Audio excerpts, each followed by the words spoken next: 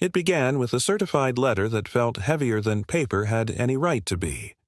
The envelope, stark white and officious, came from the Crestview HOA, but it wasn't the usual reminder about garbage bin storage.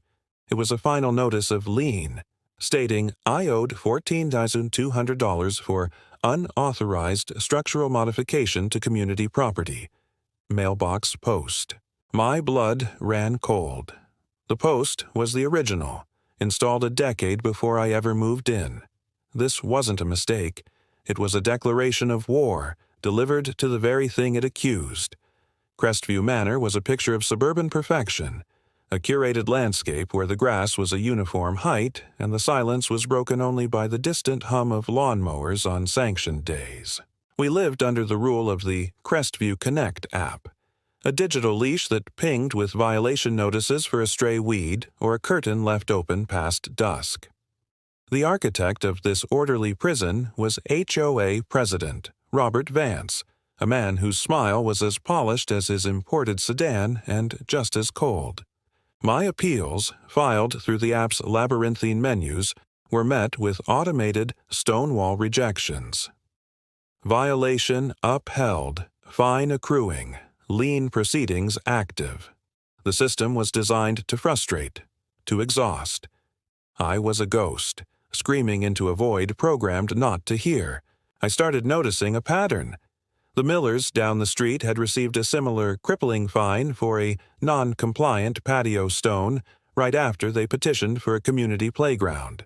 Their house was now for sale, purchased suspiciously fast by a numbered LLC. We were being hunted not for breaking rules, but for being inconvenient. Driven by a desperate fury, I bypassed the app and invoked a state statute to demand the HOA's financial records. The documents that arrived were a masterpiece of obfuscation. Vague line items for landscaping and community aesthetics bled into six-figure payments to vendors like Apex Aesthetics, LLC. A quick public records search revealed Apex was owned by Robert Vance's brother-in-law. This was embezzlement, plain and simple, a parasite feeding on our dues. But the true horror was in the meeting minutes. A single, chilling sentence from 6 months prior. Motion carried to initiate Phase 3 acquisition of Lot 118. My lot. The annual HOA election was my last stand.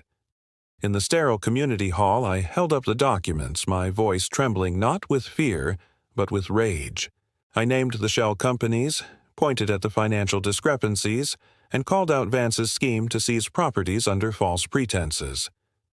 I looked at my neighbors, pleading for solidarity, but I saw only fear in their eyes.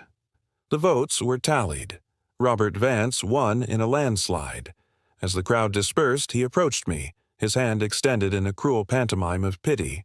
When I refused it, he leaned in, his whisper a venomous dart. "Some people are a blight on the community," he hissed.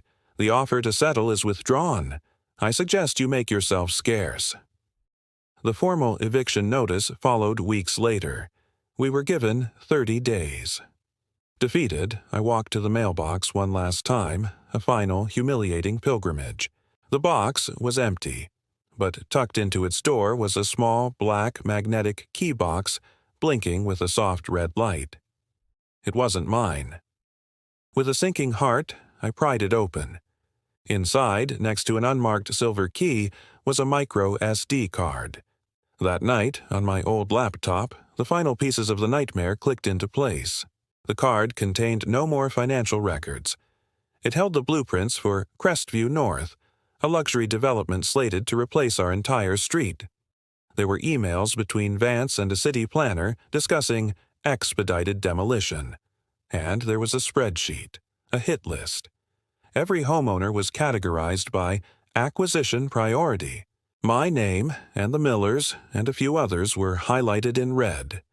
High, Phase 3. We weren't just residents in violation, we were obstacles to a multi-million-dollar land grab. The final file was a private investigator's report, commissioned by the previous owner of my house, a man named David Chen. The report detailed Vance's ties to the construction company, Its concluding line turned my blood to ice. Subject Chen S. fatal single-vehicle accident occurred the day after he refused a final buyout offer from a corporation linked to Robert Vance. I sat in the darkness, the hum of the laptop the only sound. The certified letters, the predatory fines, it had all been the prelude. David Chen had tried to fight, and he was dead. The key in the box wasn't for a door, it was a message, a warning.